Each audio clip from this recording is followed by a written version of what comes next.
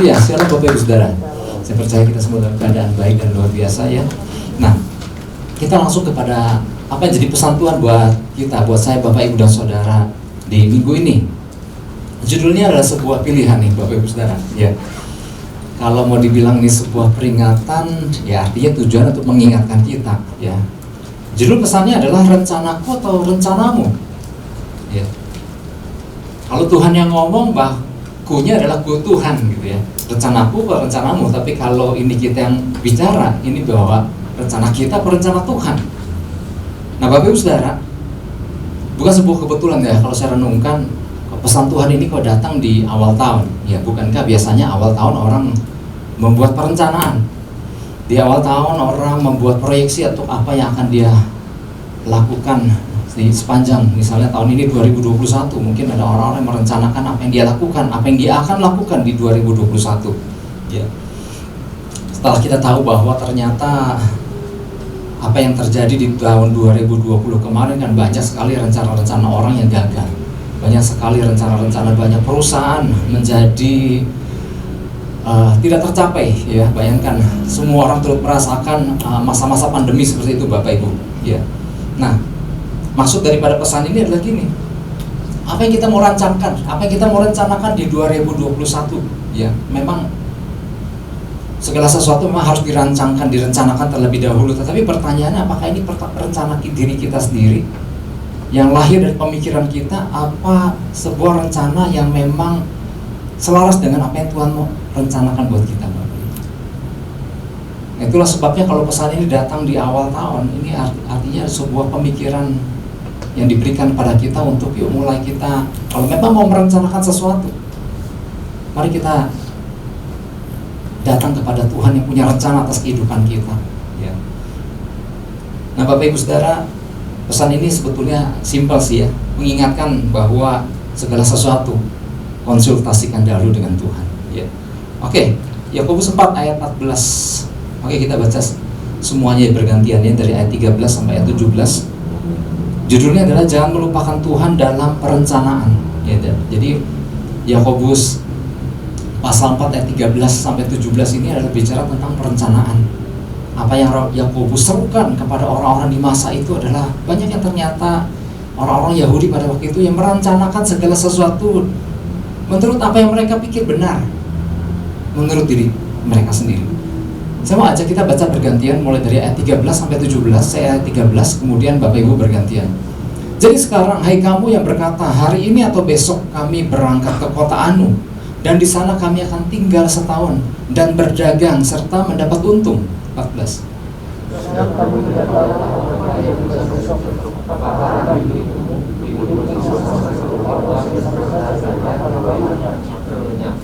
Sebenarnya kamu harus berkata, jika Tuhan menghendakinya, kami akan hidup dan berbuat ini dan itu.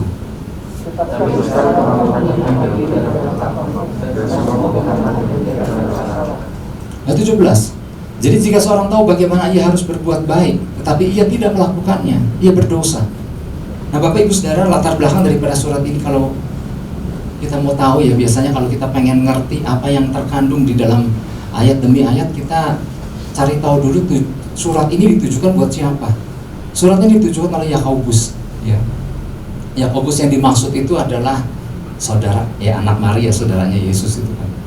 Nah dia menulis surat itu ditujukan kepada orang-orang Yahudi pemercaya, orang-orang Kristen Yahudi gitu ya, yang ada di perantauan.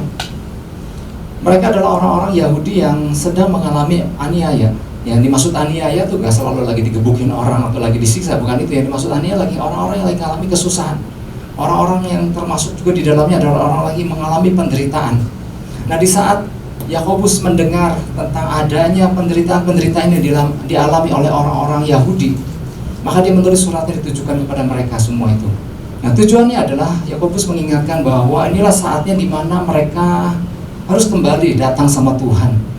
Nah ternyata respon daripada orang-orang pada waktu itu yang menerima surat daripada Yakobus ini kebanyakan adalah orang-orang yang menolak.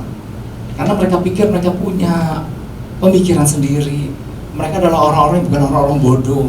Mereka adalah orang-orang yang punya berbagai latar belakang yang luar biasa. Nah ini yang membuat mereka akhirnya menjalani sebuah kehidupan yang ya udah ya, mereka lakukan apa yang mereka pandang baik buat diri mereka. Nah seruan daripada Yakobus ini ditujukan adalah, yuk kenapa kita nggak kembali kepada rencana Tuhan? Kenapa nggak balik kepada Tuhan yang punya rencana atas kehidupan daripada orang-orang tersebut? Ya. Nah makanya di perikop ini Bapak Ibu Saudara, Yakobus memfokuskan kepada bagaimana seharusnya orang percaya mempraktekkan imannya, ya kan? Mereka mengaku sebagai orang-orang percaya kepada Tuhan, dan mereka tahu bahwa Tuhan adalah hal yang pribadi yang dahsyat. Nah inilah saatnya mereka mempraktekkan iman mereka untuk menggantungkan perkara itu pada Tuhan. Nah ternyata nggak mudah, ya kan? Buat orang-orang pada waktu itu ternyata untuk disuruh bergantung dan berharap sama Tuhan itu nggak mudah. Nah Yakobus menunjukkan surat ini pertama-tama kalau kita perhatikan pada ke ayat yang 13 kan, ini adalah orang-orang pedagang sebetulnya, orang-orang yang punya rencana sendiri. Ya, hari ini atau besok kami berangkat ke kota Anu dan di sana kami akan tinggal setahun dan berdagang serta mendapat untung. Jadi surat ini ditujukan kepada orang-orang yang memang udah punya planning. Aku pengen begini, aku pengen begitu, aku punya rencana ini dan rencana itu. Tetapi di situ di ayat 14 Yakobus mengingatkan bahwa ternyata gini, kalian kan nggak tahu apa yang akan terjadi hari esok. Sedang kamu tidak tahu apa yang akan terjadi besok. Apakah arti hidupmu sama seperti uap yang sebentar saja kelihatan lalu lenyap. Di sini Yakobus lagi memperingatkan bahwa ternyata bahwa gini, bahwa kita ini manusia ini sebetulnya nggak ada apa-apanya. Dan hidup yang kita jalani ini kalau nggak bergantung sama Tuhan adalah kehidupan yang sia-sia. Kita nggak tahu apa yang terjadi besok. Besok mau terjadi apa nggak ada yang tahu. Secanggih apapun orang nggak tahu apa yang akan terjadi hari esok. Nah, oke, nanti kita bahas ya. Bahkan gini Bapak Ibu Saudara, buat ibu-ibu yang suka nyuci pakaian, kan kadang-kadang kan pengen tahu nih cuaca besok gimana nih, apakah panas terik atau enggak. Kita diperlengkapi dengan perlengkapan perakiraan cuaca. Kalau hari ini panas terik, nah kita pengen tahu nih besok apakah sama panas terik nggak. Kalau panas terik besok mau nyuci nih, dan cuciannya banyak gitu. Nah kita biasanya apa? Ngelihat prediksi tentang cuaca. Ternyata gini Bapak Ibu Saudara, apakah selalu tepat? Kadang-kadang udah merancangkan, udah nyuci spray gitu ya, kayaknya kayak settle banget gitu. Udah mau nyuci yang besar-besar seperti itu, kok ternyata ya mendung. Padahal apa yang diprediksikan, apa yang diperakirakan oleh peralatan cuaca di hari esok ternyata nggak terjadi seperti yang kita harapkan. Apakah ini sering terjadi? Ini rasanya lumayan sering terjadi. Nggak ada yang tahu persis apa yang akan terjadi. Udah siap-siap, hujan besar. Lagi jemur kerupuk, hujan besar turun. Nggak ada yang tahu Bapak Ibu Saudara. Ya. Artinya di sini Yakobus lagi mengingatkan bahwa betapa manusia itu sebetulnya kalau nggak bergantung sama Tuhan, nggak ada apa-apanya. Hidup kita kalau kita nggak selaraskan masuk ke dalam rencana Tuhan, maka kita menjalani hidup yang asal, yang nggak ada apa-apanya juga. Itulah sebabnya mari Bapak Ibu Saudara, melalui pesan ini ya, pesan Tuhan ini adalah gini. Sebagai pemercaya kita nggak bisa lagi menjalani kehidupan yang asal-asal. Menjalani kehidupan tanpa perencanaan, ya, menjalani kehidupan tanpa perencanaan, tanpa tujuan yang pasti. Ya, istilah jadi ini, istilah yang sering kali didengungkan oleh percaya, mengalir aja lah gitu ya. Itu sebetulnya adalah sebuah ungkapan bahwa orang itu nggak punya rencana dan nggak punya tujuan. Ngalir aja lah. Kalau berjalan bersama Tuhan, kita nggak mengalir begitu aja, tapi berjalan bersama Tuhan. Katakan amin. Kita tahu apa yang akan Tuhan lakukan di hari ke depan. Nah, tinggal kita berjalan bersama itu sampai ke tujuan Tuhan. Kita nggak menyerahkan begitu aja tanpa ada rencana apa-apa, tanpa ada tujuan, tanpa ada visi. Itulah sebabnya kalau di tempat ini kalau nggak bosan, kita akan selalu diingatkan tentang visi. Kita akan selalu diingatkan tentang bagaimana langkah untuk mencapai visi. Hari lepas hari, minggu demi minggu, Tuhan kasih arahan. Yang dibutuhkan adalah bagaimana kita mau tangkap itu arahan dan hidupi. Ya.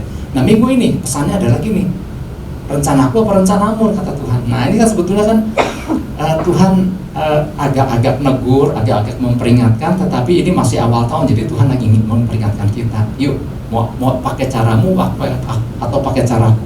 Mau jalan dengan rencanamu atau mau jalan dengan rencanamu? Nah jadi Tuhan nih lagi mengingatkan kita. Kita mungkin lagi bikin perencanaan. Nah, pertanyaan gini, kita mau bikin pakai perencanaan atas dasar diri kita sendiri, pemikiran kita, kerinduan kita, keinginan kita, atau kita mau menjalankan perencanaan dengan mengkonsultasikan terlebih dahulu kepada Tuhan. Tuhan yang punya rencana atas kita, Bapak Ibu Saudara. Nah, tanpa disadari, biasanya orang akan mengandalkan pengalaman dan kemampuan dan segala potensi yang ada pada dirinya untuk apa? Untuk merancangkan sesuatu. Tapi sayangnya nggak melibatkan Tuhan di dalam hal itu. Seperti contoh orang-orang tadi kan, mereka adalah orang-orang pintar, mereka adalah orang-orang yang pebisnis yang luar biasa. Nah, mereka punya rencana. Tapi sayangnya sang pembuat rencana nggak dilibatkan di situ. Ya, ingat Tuhan menghendaki apa? Perjalanan kita berhasil dan beruntung ya. Yosua diingatkan untuk selalu berjalan bersama Tuhan supaya perjalananmu berhasil dan beruntung. Nah, Tuhan hal yang sama. Tuhan mau kita juga, perjalanan kita sepanjang 2021 adalah perjalanan yang berhasil dan beruntung. Nah, perencanaan adalah hal yang penting Bapak Ibu Saudara dalam menjalani kehidupan dengan perencanaan yang baik dan matang. Jadi gini, di dalam pesan Tuhan ini adalah gini, rencanakanlah hidup kita. Jadi kan ada orang yang menjalani kehidupan tanpa perencanaan. Nah, baik nggak perencanaan? Wah, perencanaan kan manusia punya ini. Oh enggak. Kalau kita melekatkan diri sama Tuhan, nah baru buatlah perencanaan. Seperti misalnya gini, oke, saya mau ajak kita buat Kejadian 41. Kejadian 41 ayat 34. Ayat 33 lah. Kejadian 41 ayat 33. Ini sebetulnya cuma sekedar mau kasih contoh aja tentang Yusuf. Apa yang disingkapkan oleh Yusuf bahwa ternyata Tuhan punya rencana atas Mesir kan? Akan datang 7 tahun kekurangan, akan diawali dengan 7 tahun kelimpahan terlebih dahulu. Nah, itu kan, itu yang Tuhan nyatakan. Nah, untuk bisa mewujudkan gimana nih apa yang harus dilakukan menghadapi 7 tahun kelimpahan, kemudian nanti menghadapi 7 tahun kekurangan. Nah, butuh apa? Butuh perencanaan. Pertama-tama dapati dulu dari Tuhan, kemudian buat perencanaan supaya apa yang Tuhan udah rancangkan ini dapat terlaksana. Nah, seperti ini makanya waktu Yusuf menyingkapkan mimpi tentang 7 tahun kelimpahan dan 7 tahun kekurangan, maka buat sebuah planning. Oleh sebab itu, baiklah tuanku Firaun mencari seorang yang berakal budi dan bijaksana dan mengangkatnya menjadi kuasa atas Mesir. Kemudian ayat 34, baiklah juga tuanku Firaun berbuat begini, yakni menempatkan penilik-penilik atas negeri ini, dan dalam ke-7 tahun kelimpahan itu memungut 1/5 dari hasil tanah Mesir, dan selanjutnya. Inilah bukti bahwa Yusuf nggak lagi bikin rencana tanpa ada tuntunan visi dari Tuhan. Enggak. Pertama-tama dia dapatkan dari Tuhan, kemudian dari buat rencana. Wah, butuh apa? Hikmat dari Tuhan. Sehingga akhirnya dibuatlah sebuah pengumpulan hasil bumi selama 7 tahun kelimpahan. Dan yang terjadi adalah benar. Seluruh dunia mengalami kelaparan besar dan semua datang sama Mesir. Dan Mesir di dalam kepemimpinan Yusuf, Mesir punya segala bahan makanan, gak pernah habis. Karena dia sudah menimbunnya, sudah sejak di masa 7 tahun kelimpahan. Ini perencanaan, ini sebuah perencanaan. Sehingga pada waktu masa yang akan datang, semua berjalan dengan baik, Bapak Ibu. Nah, oke, ada beberapa hal. Ini masih belum poin ya, berkaitan dengan tadi ya. Sebuah perencanaan jika nggak disertai dengan tekad untuk mewujudkannya, sama dengan sebuah angan-angan aja. Hanya cita-cita yang nggak pernah terwujud. Nah, oleh sebab itu sebuah perencanaan ini juga kita harus punya keinginan untuk benar-benar mau punya tekad untuk mewujudkannya, ya. Dan sebuah perencanaan akan menjadi luar biasa ketika apa? Apabila Tuhan terlibat di dalamnya. Lagi-lagi saya kasih contoh bimbingan pranikah. Bimbingan pranikah adalah sebuah perencanaan. Tuhan sangat concern dengan namanya keluarga. Di dalam bimbingan pranikah, saya selalu kasih tahu nih, ini seperti inilah keluarga yang Tuhan inginkan. Nah, bagian kita nih, calon-calon pasangan yang ingin menikah, yuk persiapkan dirimu untuk sebuah rumah tangga yang Tuhan inginkan. Nah, banyak pembekalan. Nah, itulah dikatakan perencanaan untuk mencapai tujuan Tuhan. Yang kasih gambar gini kan lebih mudah untuk menangkapnya Bapak Ibu Saudara. Jadi pernikahan, saya seringkali kasih tahu sama pasangan-pasangan, pernikahan itu bukan cuma modal cinta. Modal cinta itu penting, karena cinta adalah perekat yang mempersatukan kan. Kasih itu perekat yang mempersatukan. Tapi kalau kawin hanya dengan modal cinta aja, itu hanya seperti film drama yang durasinya hanya sebatas akhir film aja. Jadi kalau pernikahan hanya modal, tapi kan kami yang penting kami cinta ya. Nah, kalau pernikahan hanya dengan modal cinta, hanya terdengar romantis aja. Selanjutnya cuma berantakan karena cinta. Pernikahan pun perlu di-manage. Nah, bimbingan pranikah adalah bagaimana memanage sebuah pernikahan yang bukan hanya cinta adalah satu hal yang penting, tetapi manajemen tentang pernikahan adalah sesuatu hal penting lainnya yang nggak boleh dilupakan. Nah, untuk bisa mewujudkan sebuah pernikahan yang Tuhan inginkan, perlu tekad untuk mau mewujudkan dan melandasi pernikahan itu dengan pembekalan yang sudah diajarkan. Dan ini bukan cuma buat calon pasangan aja, buat yang kita yang mungkin sudah sekian tahun menikah, perlu komitmen. Apa yang dulu sudah disampaikan, bagaimana kita mulai terus melandasi. Butuh tekad nggak? Butuh tekad. Butuh kedua belah pihak nggak? Butuh kedua belah pihak. Sehingga terwujudlah apa yang Tuhan kehendaki. Karena tanpa tekad, Bapak Ibu Saudara, akhirnya semua cuma jadi sebuah angan-angan yang nggak pernah kesampaian aja. Nah, demikian pula tentang perencanaan juga di dalam kehidupan. Dapatkan itu dari Tuhan, kemudian perlu tekad untuk mewujudkannya dan berjalan. Oke, yang pertama deh, beberapa hal yang perlu kita perhatikan berkaitan dengan pesan Tuhan ini. Yang pertama adalah keyakinan kepada diri sendiri adalah sebuah kesombongan di mata Tuhan. Keyakinan kepada diri sendiri adalah sebuah kesombongan di mata Tuhan. Ya, ada orang yang punya pengalaman, punya segala bahan baku, punya segala sumber daya, sehingga satu hal yang seringkali dilupakan, keterlibatan Tuhan di situ. Nah, di mata Tuhan itulah sebuah kesombongan. Kalau kita lihat di dalam Yakobus 4 ayat 16, di situ dikatakan, tetapi sekarang kamu memegahkan diri dalam congkakmu, dan semua kemegahan yang demikian adalah salah. Yang jelas ayat firman Tuhan berkata kalau mau jalan sendiri, sebetulnya gini, kita di mata Tuhan, kita adalah orang yang gak menganggap Tuhan. Kita adalah orang yang sombong, dan di mata Tuhan itu salah. Makanya kalau kembali lagi ke ayat 13, ayat 13 ini adalah di ayat 13 ini adalah orang yang sebetulnya luar biasa kan. Orang yang merencanakan hidup mereka sedemikian rupa. Hari ini atau besok. Jadi mereka sudah tentukan kapan saat berangkat. Hari atau besok kita akan berangkat, ya kan? Kemana? Ke kota Anu. Artinya Anu itu maksudnya bisa kemana aja, sesuai dengan apa yang mereka mau. Berapa lama mereka tinggal? Mereka udah rencanakan setahun kami akan tinggal. Apa yang mereka akan lakukan? Mereka udah memutuskan kami akan berdagang. Dan apa yang mereka hasilkan? Kami akan mendapat untung. Semua adalah tentang apa yang mereka sudah rancangkan berdasarkan diri mereka sendiri. Apa kemudian Tuhan memuji? Wow, hebat ya, kau pintar ya, kau bisa rancangan. Oh, di mata Tuhan ternyata mereka adalah orang-orang yang sombong. Kalau kita kembali ke ayat 16, ada di situ dikatakan apa yang mereka kemegahan yang demikian adalah salah. Ternyata gini, kata salah itu adalah poneros. Apa yang mereka sudah kemegahan yang model seperti itu di mata Tuhan adalah sebuah kejahatan. Karena gini, manusia nggak tahu sama sekali tentang apa yang akan terjadi esok hari. Berbagai peristiwa sedih, ya, bukan soal kecelakaan pesawat, tetapi ada berita hari-hari ini di masa pandemi. Ya, hari ini ketemu, besok kita udah nggak ketemu lagi. Ada berbagai peristiwa. Ada teman-teman yang masih ada di opname karena COVID dan lain-lain. Kita nggak tahu apa yang terjadi, Bapak Ibu Saudara. Nah,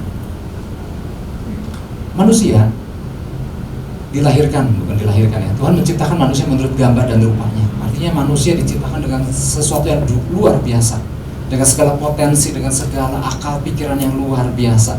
Nah, ada orang-orang dilahirkan dengan segala bakat dan kemampuan yang luar biasa.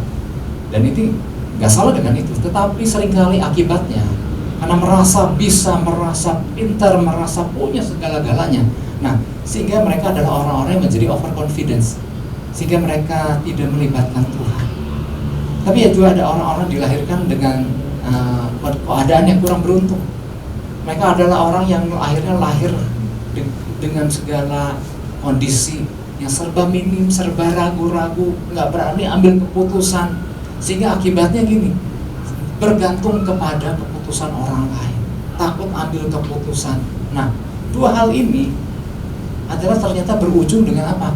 Selalu mengandalkan yang satu diri sendiri, yang satu mengandalkan orang lain.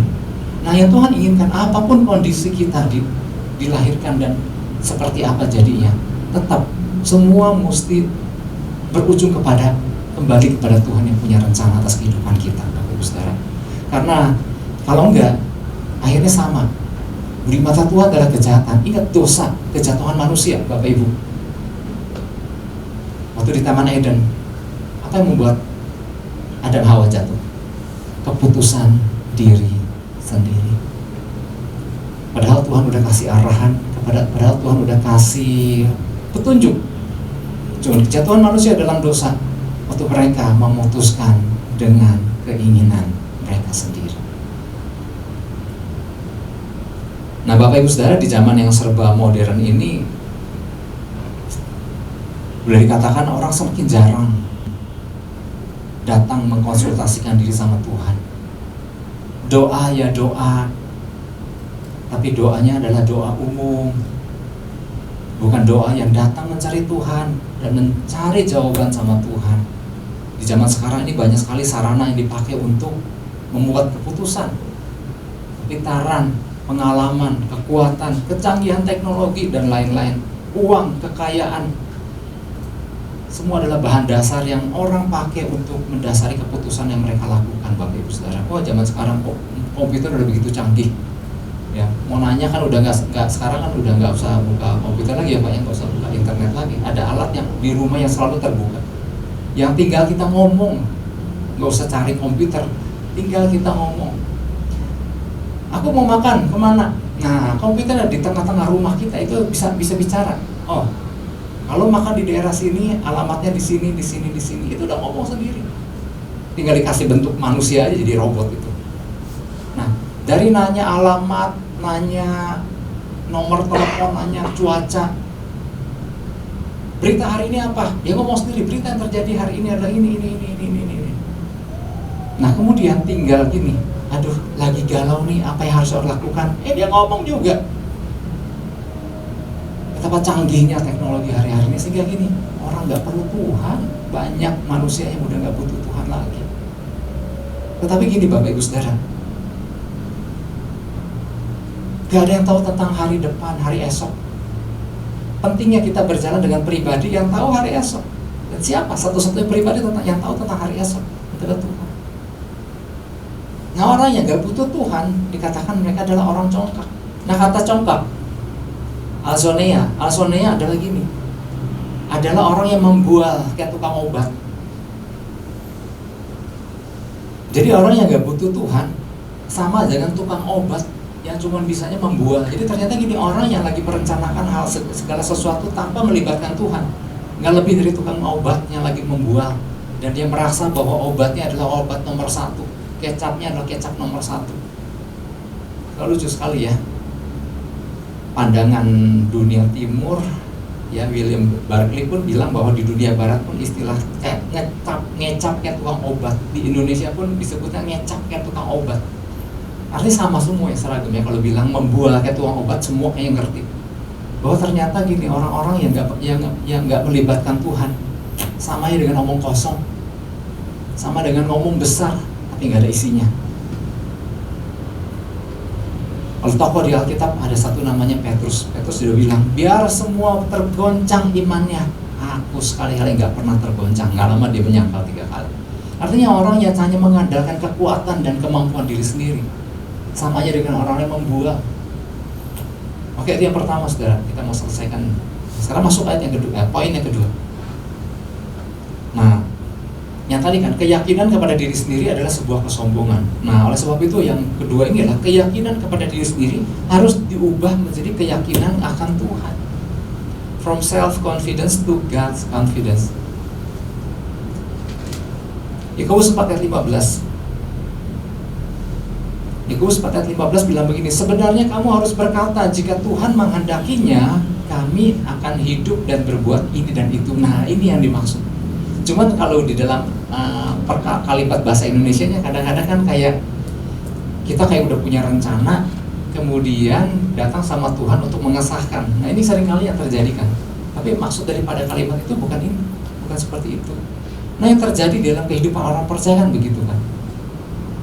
Kami berdoa, kami selalu berdoa. Ya doa yang kayak gimana? Kadang-kadang gini, orang udah punya rencana, orang udah mau bikin sesuatu, tinggal gini datang sama Tuhan minta pengesahan aja deh. Terus Tuhan ngomong apa enggak? Enggak, pokoknya kami udah merencanakan segala sesuatu, kami mau jalan aja, tapi yang pasti kami udah doa. Apakah kehidupan doa kita mau terus seperti itu? Ingat, ada doa Saul, ada doa Daud. Dua-dua doa, dua-dua orang percaya, dan mereka semua doa. Cuma kan kalau doa Saul kan, dia berdoa kepada Tuhan yang sama untuk bunuh Daud. Kenapa? Karena dia punya kehendak sendiri untuk membinasakan Daud. Daud berdoa kepada Tuhan yang sama dengan Tuhannya Saul. Tapi doanya Daud adalah, minta Tuhan tunjukkan apa yang harus aku lakukan. Beda nggak? Beda. Judulnya sama nggak? Sama berdoa. Tapi ada doa yang lahir dari diri sendiri, tinggal minta pengesahan sama Tuhan. Tuhan, aku dendam sama Daud, gimana caranya? Dia mesti mati. Tunjukkan Tuhan di mana Daud berada. Itu doa Saul.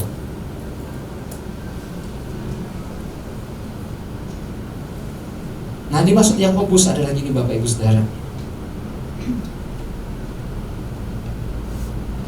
Kata jika Tuhan menghendakinya. Jika Tuhan menghendakinya adalah sebenarnya artinya gini. Ya di dalam bahasa aslinya adalah hokurios telese. Ya, dia bilang gini. Engkau seharusnya berkata, nih kalimatnya. Saya rubah berdasarkan makna aslinya. Jika rencana ini sesuai dengan rencana Tuhan, atau jika yang aku inginkan sama dengan yang Tuhan inginkan, atau apa yang aku lakukan ini sesuai dengan kehendak Tuhan. Nah, maksud ayat itu adalah kita lakukan sesuai dengan apa yang Tuhan kehendaki.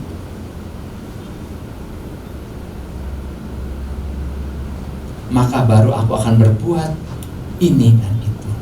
Kalau aku tahu nangkep terlebih dahulu kehendak Tuhan.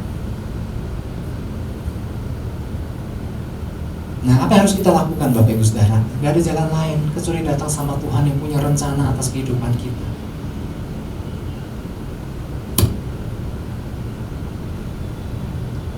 Yang kita butuhkan adalah berjalan bersama Tuhan yang punya rencana. Tuhan udah merancangkan hal yang luar biasa atas kehidupan setiap kita Bapak Ibu Saudara. Yang dibutuhkan adalah terus melekat aja, melekat. Ya. Dan kita tanya, apa yang harus aku lakukan selanjutnya? Nah, butuh waktu untuk nangkep apa yang Tuhan kehendaki. Ada gak di Yakobus ini tentang butuh waktu? Kita lihat ayat 13. Jadi ternyata kalau kita perhatikan, ada banyak kunci-kunci. Nah, yang jadi masalah kan sebenarnya kan dari pihak kitanya. Kita nggak mau terlalu menyediakan waktu untuk itu. Oke, yang terakhir deh, supaya nggak panjang-panjang. Yakobus 4:15 ayat 15. Ini ayat 15. Tadi bilang ayat 15 ya, 13. Nah, ada kalimat, ada perkataan yang menarik di bagian depan ini. Jadi sekarang, hai kamu yang berkata. Nah, hai kamu yang berkata adalah orang-orang yang punya rencana diri sendiri kan.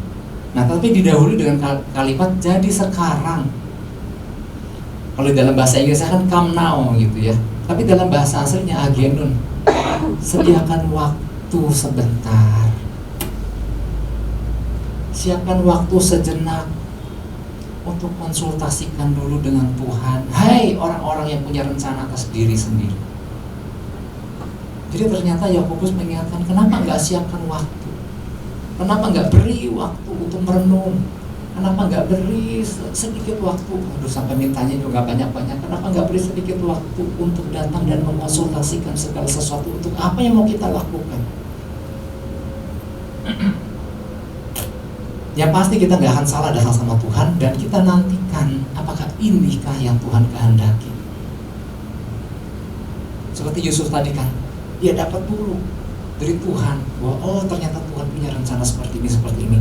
Nah, tinggal tata supaya bisa tercapai apa yang Tuhan kehendaki. Yang dibutuhkan adalah gini tadi, sediakan waktu sejenak. Itu sampai Tuhan juga sampai tulis sejenak. Udah saking takut umatnya, Tuhan lama amat, siapkan waktu sejenak aja. Nah, artinya apa? Seringkali orang percaya sejenak pun gak ada waktu. Tapi biarlah pagi ini Bapak Ibu Saudara kita sama-sama belajar. Ini ternyata kalau pesan itu turun di awal tahun, artinya benar-benar Tuhan pengen, yuk hari ini berjalan sama menurut rencanaku yuk. Jangan menurut rencanamu kan sering salah. Dan kalau rencanamu salah kan kau ngomelnya kan sama aku, kata Tuhan. Oleh sebab itu Tuhan di awal tahun, yuk kita berjalan. Mau pakai rencana siapa nih? Rencanaku apa rencanamu? Nah, mari sama-sama kita tangkap Bapak Ibu Saudara. Kalau kita tahu kita punya Tuhan yang punya rencana atas setiap kita dengan luar biasa, maka inilah saatnya dimana kita mau berjalan terus hari lepas hari bersama Tuhan dan selalu luangkan waktu bersama Tuhan. Makanya di awal tahun kita diingatkan bahwa kita butuh perkataan Tuhan. Gelombang sehebat apapun membuat Paulus gak takut. Jangan takut, kalian gak akan mati. Karena tadi malam malaikat Tuhan bilang sama aku, waduh ini keren banget Pak Ustaz. Oleh sebab itu mari ya tanpa berpanjang lebar. Mungkin belum terlalu banyak yang kita rancangkan. Mungkin masuk 2001 kita merasa wow, mungkin keadaan sudah berubah banyak dibandingkan 2020. Aku pengen melakukan ini, yuk di awal tahun ini. Datang luangkan waktu sama Tuhan. Tuhan, apa yang kau mau aku lakukan di tahun ini? Langkah apa yang harus aku putuskan? Apa yang Tuhan mau lakukan? Nah, sebab itu saya mau akhiri. Yuk nempel aja dari itu. Yang mau katakan amin, beri tepuk tangan buat Tuhan Yesus.